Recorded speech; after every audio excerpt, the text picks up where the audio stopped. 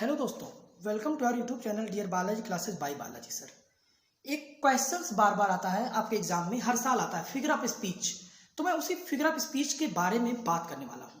क्या चीज़ है, अगर आप चैनल पे नए आए हैं तो चैनल को सब्सक्राइब कर लीजिए और इस वीडियो को डाउनलोड करके रख लीजिए, जिससे कि एग्जाम्स के समय आपको कहीं भटकने की जरूरत ना पड़े। आप एक ही बार देख करके पूरा तैयार कर ले जाए, एक ही बार में देख करके पूरा क्या कर ले जाए, तैयार कर ले जाए। चलिए मैं आपसे बात करता हूँ फिगर ऑफ स्पीच की, जो कि 2+2 4 अंक का है। 2+2 कितने अंक का है? 4 अंक का है। तो यहाँ क्या कैसे क्वेश्चन पूछा जाता है? यहाँ पूछा जाएगा definition of any one of the following with 2 examples. मानी किसी एक का डेफिनेशन लिखना है विथ 2 एग्जाम्पल, 2 एग्जाम्पल के साथ। मतलब सिमली है, मेटाफर है, पर्सनिफिकेशन है, एपोस्ट्रॉफी है, ऑक्सीमोरान है, ओनामोटोपोइयो है, इसके बाद अपना हाइपरबली है। तो इसमें से किसी एक का डेफिनेशन लिखना है और साथ में 2 एग्जाम्पल्स लिखना है। तो एग्जाम्पल्स मैंने कई छोटे छोटे लिखे हैं, उन एग्जाम्पल्स के सहारे जो है आप इसको कंप्लीट कर सकते हैं। चलिए मैं आपको बताऊं figure of speech. Figure of speech को हिंदी में अलंकार कहते हैं। फिगर ऑफ स्पीच को हिंदी में क्या कहते हैं? अलंकार कहते हैं। आगे क्या चीज है? फिगर ऑफ स्पीच का मैं डिफिनेशन लिखा हूं इंग्लिश में, जो कि इंपॉर्टेंट नहीं है लेकिन आपको जाने रहना। A figure of speech is a deviation from the ordinary use of words with a view of increasing their effect. With a view of increasing their effect मतलब ऐसा वर्ड्स जिसको यूज करने से हमारे पोएट्री में क्या एक इंक्रीजिंग इफेक्ट इंक्रीज हो जाता है। उसी को क्या कहते हैं? फिगर ऑफ स्पीच कहते हैं। इसको किसने कहा था? नेस्फेल्ड ने कहा था। इसको किसने कहा था? नेस्फेल्ड ने। चलिए मैं बात करता हूँ सिमली की। किसकी बात करता हूँ मैं? सिमली की। तो सिमली को आप यहीं से कंप्लीट कर सकते हैं, यहीं से आप लिख सकते हैं। सिमली का डिफिनेशन सिंपल सा है। सबसे पहला क्या चीज लिखा है? सिमली मतलब उपमा अलंकार होता है। A simile is a comparison between 2 object. मतलब 2 ऑब्जेक्ट में क्या होता है? कंपेरिजन होता है ऑफ डिफरेंट काइंड, जो डिफरेंट काइंड का होता है। जो क्या होता है? डिफरेंट काइंड्स का होता है। विच हैव एटलीस्ट 1 पॉइंट, जिसमें एक पॉइंट क्या होता है? कॉमन होता है। मतलब एक पॉइंट दोनों में होता है, एक ऐसा प्रॉपर्टी होता है जो कि दोनों में होता है। इसके बाद उसके आगे द वर्ड्स एज लाइक और so are use for comparison. 2 words होता है एज, लाइक, सो, ये सब क्या किया जाता है? उसमें कंपेरिजन के लिए यूज किया होता है। तो चलिए मैं आगे बात करता हूं इसके बारे में, आगे क्या चीज है। ठीक है, सिमली की पहचान के लिए निम्न बिंदु। सिमली का पहचान कैसे करेंगे? इस पॉइंट को जाने रहिए। इस पॉइंट्स को जाने रहेंगे तो आपको सिमली की पहचान में कोई दिक्कत नहीं होगी। तो सिमली की पहचान निम्न बिंदु क्या चीज? सबसे पहली नंबर, पहला पॉइंट, जो पहला शर्त है, 2 वस्तुएं ऑब्जेक्ट्स भिन्न भिन्न प्रकार की होनी चाहिए। दोनों वस्तुएं क्या होनी चाहिए? वो भिन्न भिन्न प्रकार की। कैसी होनी चाहिए? भिन्न भिन्न प्रकार की होनी चाहिए।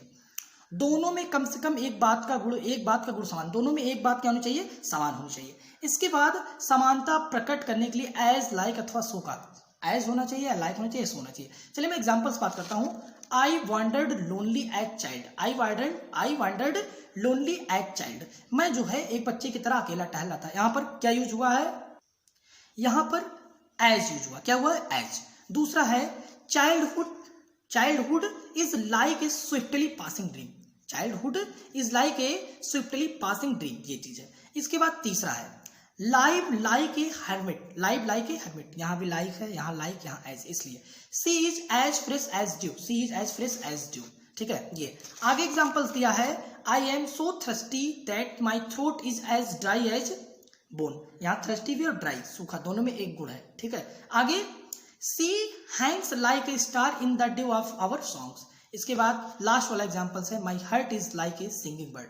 तो मुझे ये लगा कि आपको सिमली यहां तक समझ में बहुत ही अच्छा लगा होगा। चलिए मैं आगे बात करता हूं। आगे जो दिया गया है, आगे है हमारा मेटाफर। क्या है आगे हमारा दिया गया है मेटाफर। तो मेटाफर की अगर मैं बात करूं तो मेटाफर में क्या चीज है? A metaphor is an implied simile. Metaphor जो है इज एन इम्प्लाइड सिमली है। ठीक है, सिमली का ही ये रूप होता है। क्या चीज है? इसका डेफिनेशन यहीं से आपको डेफिनेशन लिखना है। अगर वो लाइन भी लिख देते हैं तो बहुत अच्छी बात है। In a metaphor two things are compared. Two things का कंपेयर्ड यहाँ भी होता है, सिमली भी होता है, यहाँ भी होता है। But the words of comparison as, like और सो आर नॉट यूज। यहाँ पर एज, लाइक, सो का यूज नहीं किया होता है।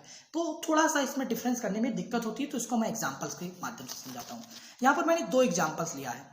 सबसे पहला एग्जाम्पल मैंने लिखा है life is a dream, life is a dream. अगर ये बातें यही एग्जाम्पल सिंबली में लिखना हो तो आप लिखेंगे life is like a dream, life is like a dream, वहां लाइक लग जाएगा। अगर लाइक लग गया तो सिंबली का हो गया लाइफ इज ए ड्रीम। इसका मैंने स्पष्टीकरण किया है, मतलब इसमें तुलना नहीं है, इसमें क्या है, तुलना नहीं है, बल्कि लाइफ को ही क्या मान लिया गया, ड्रीम मान लिया, लाइफ को ही क्या मान लिया गया है, ड्रीम मान लिया है। The camel is the ship of dessert, the camel is the ship of dessert. Camel मतलब ऊंट को ही क्या मान लिया गया, शिप ऑफ डिजर्ट, ठीक है, रेगिस्तान का जहाज। इसमें तुलना नहीं बल्कि कैमल को ही क्या मान लिया गया है, शिप मान लिया गया है। चलिए आगे मैं बात करता हूं, आगे इसका एग्जांपल है childhood is a swiftly passing dream, वहां पर इज लाइक लिखा था, यहाँ स्विफ्टली पासिंग ड्रीम लिखा है। इसके बाद आगे एग्जांपल्स है he is the star of the family, he is the star of the family, वो फैमिली का क्या है, स्टार है। तो स्टार और फैमिली को दोनों को एक ही मान लिया गया है। He has a heart of stone. He has a heart of stone. आगे I see a lily on thy brows. On thy brows. Life is but a walking shadow. Life is but a walking shadow. आगे है last example life is a tale told by an idiot. आगे इसके बाद metaphor के बाद मैं बात करता हूँ पर्सनिफिकेशन की। किसकी मैं बात करता हूँ, मैं बात करता हूँ पर्सनिफिकेशन मतलब मानवीकरण। क्या चीज है, ध्यान समझिए। In personification lifeless objects and abstract ideas, lifeless object यहाँ पर होना चाहिए, लाइफलेस ऑब्जेक्ट होना चाहिए, एंड अब्स्ट्रैक्ट मतलब गुण होना चाहिए, abstract ideas are thought of as living beings, as living beings. मतलब इसका स्पष्टीकरण देख लेंगे तो आपको और क्लियर हो जाएगा डेफिनेशन लिखने के बाद। ये हमारा यहां से लेकर के यहां तक हमारा क्या है, ये डेफिनेशन है। इस अलंकार में निर्जीव वस्तुओं तथा भावों को सजीव मानकर व्यक्ति के रूप में वर्णन करते हैं। इस अलंकार में निर्जीव वस्तुओं तथा भावों को सजीव मानकर व्यक्ति के रूप में वर्णन करते हैं। जैसे experience is the best teacher, experience is the best teacher. तो क्या चीज है, एक्सपीरियंस निर्जीव है और टीचर क्या है, सजीव है। तो इन दोनों को सजीव, निर्जीव वस्तुओं तथा भावों को जो है सजीव मानकर वर्णन किया। Anxiety sitting on her face, anxiety प्यास, इसको क्या, निर्जीव को क्या मान लिया गया, सजीव मान लिया गया। लव इज ब्लाइंड, प्यार अंधा होता है। आगे a lie has no legs, a lie has no legs मतलब झूठ के कोई पैर नहीं होता, कोई पग नहीं होता है। Jealousy is a green eyed monster, ठीक है। Opportunity knocks at the door but once, ये तो पर्सनिफिकेशन का बहुत ही प्रचलित एग्जांपल्स है। Death lies his icy hands on kings. तो आपको 2 एग्जांपल्स आते हैं, आप 2 छोटे छोटे एग्जांपल्स को तैयार कर लीजिए, लिख लीजिए, यहीं से नोट्स बना लीजिए। चलिए मैं आगे बात करता हूँ पर्सनिफिकेशन के बाद की मैं बात करता हूँ, उसके आगे दिया गया हमारा एपोस्ट्रॉफी। क्या दिया गया हमारा, एपोस्ट्रॉफी। एपोस्ट्रॉफी में क्या चीज है, एपोस्ट्रॉफी को कहते हैं संबोधन। क्या कहते हैं, संबोधन। एपोस्ट्रॉफी में क्या चीज है, an apostrophe is a direct address, is a direct address to the dead, to the absent or to a personified object or idea. यहाँ पर डेड है, अब्सेंट है। डेड माने मरा हुआ, अब्सेंट माने जो आया नहीं, पर्सनिफाइड मतलब मानवीकरण, ठीक है। तो इसमें मृत, स्पष्टीकरण देख लीजिए, इसमें मृत, अनुपस्थित या मानवीकरण किए हुए पदार्थ या विचार को संबोधित किया जाता है। एग्जाम्पल्स, ठीक है, इसमें मरा हुआ जैसे मृत है या अनुपस्थित है, जैसे ओ डेथ कम सून, ओ डेथ कम सून, ठीक है, ओ डेथ। इसके बाद O death where is thy sting, इसके बाद O grave where is thy victory, इसके बाद ओ Kuku shall I call the words, O liberty, why are you so dear, why are you so dear। तो ये एग्जाम्पल्स हैं apostrophe के 5 examples है, इसमें 2 एग्जाम्पल्स आपको कंप्लीट कर लेने हैं, यानी 2 एग्जाम्पल्स को आपको कंप्लीट करके अपने एग्जाम्स में देना है।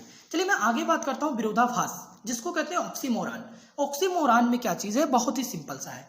In this figure of speech two opposite quality होता है। इसमें क्या होता है, two opposite qualities are added to the same things. Opposite quality को सेम थिंग्स में क्या किया जाता है, ऐड कर दिया जाता है। इसमें एक ही, स्पष्टीकरण देख लीजिए, इसमें एक ही वस्तु में 2 परस्पर विरोधी गुणों को दिखाया जाता है। एक ही वस्तु के अंदर 2 परस्पर, मतलब सीधा सीधा अपोजिट का यूज कर लिया जाता है। चलिए मैं एग्जाम्पल्स की बात करता हूँ, तो एग्जाम्पल से शायद आप बहुत अच्छा क्लियर कर पाएंगे। एग्जाम्पल्स में बात करता हूँ, तो एग्जाम्पल्स यहाँ पर क्या लिखा है, ही इज रेगुलरली इरेगुलर, मतलब पहले तो रेगुलरली मतलब रेगुलर की बात किया, फिर इरेगुलर की बात कर दिया। तो यहाँ पर दोनों क्या कर रहा है, एक दूसरे का अपोजिट, एक दूसरे क्या अपोजिट है। फिर यहाँ पर life is bitter sweet, bitter मतलब होता है कड़वा, स्वीट मीन्स होता है मीठा।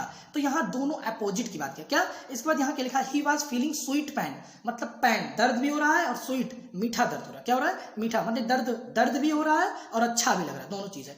It is an open secret, जब वो सेक्रेट है तो ओपन होना चाहिए, नहीं होना चाहिए। सेक्रेट मतलब सब जो होता है रहस्य होता है वो छिपा हुआ होना चाहिए, लेकिन सेक्रेट भी है और ओपन भी है, तो ओपन सेक्रेट यहाँ दोनों अपोजिट चीजें हैं। एंड हैविंग नथिंग ही है ताल, मानी उनके पास सब कुछ भी है फिर भी कुछ नहीं है। आगे मैं बात करता हूँ हाइपरबली, मतलब जिसको कहते हैं अतिशयोक्ति। यहाँ पर क्या चीज है, in hyperbole things are shown as greater or less, better or worse than they really are. स्पष्टीकरण देखेंगे तो आपको बहुत अच्छा लगेगा। यहाँ से यहाँ तक आपका डिफिनीशन है। एग्जाम्पल्स एग्जाम में आप लिख सकते हैं और 2 एग्जाम्पल लिख सकते हैं। क्या चीज है स्पष्टीकरण, इसमें किसी भी बात को वास्तविकता से कहीं अधिक बढ़ा चढ़ाकर या बहुत घटाकर, या तो बहुत बढ़ा चढ़ा दिया जाता है या घटा दिया। मानिए कुल मिलाकर इसमें जो है भौकाली बाबा वाला काम है, तो भौकाली वाला काम चालू कर दिए। जैसे सी वेप्ट, एग्जाम्पल्स देखिए बहुत अच्छा लगेगा। She wept ocean of tears, she wept वह रोया ओशियन ऑफ टीयर्स, इतना रोया कि क्या हो गया, समुद्र भर गया, आंसू से समुद्र भर गया। ऐसा तो हो नहीं सकता, यहाँ पूरा भौकाल है।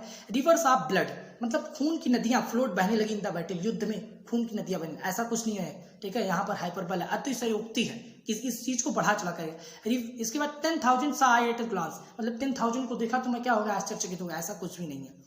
They build the Nations pillars deep, आगे दे वेयर स्विफ्टर देन ईगल्स, मतलब वो ईगल से बहुत तेज है, एंड स्ट्रॉन्गर देन लायंस, और शेर से क्या कहता है, शेर से क्या है, बहुत मजबूत है, ऐसा कुछ भी नहीं है। चलिए मैं आगे बात करता हूँ। आगे हमारा जो है वो है लास्ट, जिसको कहते हैं ओनामोटोपोइया, मानी ध्वनि सूचक। क्या कहते हैं इसको, ध्वनि सूचक। तो इसकी मैं ध्वनि सूचक की मैं बात करता हूँ तो क्या चीज है, बहुत ही सिंपल सा डिफिनीशन मेरा यहाँ से लेकर के यहाँ तक डिफिनीशन है, याद कर लीजिए। In this figure of speech the sound suggest the sense और meaning, in this figure of speech the sound suggest the sense और मीनिंग। इसमें शब्द की आवाज से अर्थ का बोध होता है, शब्द की आवाज से क्या होता है, अर्थ का बोध होता है। इसमें भिन्न भिन्न पक्षियों, पशुओं, जानवरों, वस्तुओं की ध्वनि के अंग्रेजी में भिन्न भिन्न शब्दों का प्रयोग किया जाता है। चलिए एग्जाम्पल देख लेते हैं। द कैट्स म्यूज, इसके बाद क्या लिखा है, कुकूच कू, इसके बाद क्या लिखा है, I hear the humming of bees, I hear the humming of bees. इसके बाद क्या लिखा है, द स्नैक हिसेज, यहाँ द कैट म्यू ये साउंड है, द कुकू कूच ये साउंड है, हमिंग ये साउंड्स है, हिसेज ये साउंड्स है, I hear the water lapping on the crack, ठीक है, लैपिंग ऑन द क्रैक, ठीक है। तो यहाँ पर ये चीज, तो इतनी चीजें यहाँ पर साउंड्स के बारे में बात की गई। तो जितने भी फ्रेंड्स देख रहे हैं, अगर आप चैनल पे नए हैं तो चैनल को सब्सक्राइब कर दीजिए और वीडियो को जरूर लाइक कर दीजिए, और जितने भी बच्चे हैं जरूर शेयर कर दीजिए और इस वीडियो को डाउनलोड कर दीजिए। मुझे लगा अगर आपको वीडियो अच्छा लगा हो तो जरूर एक कमेंट करिए। धन्यवाद।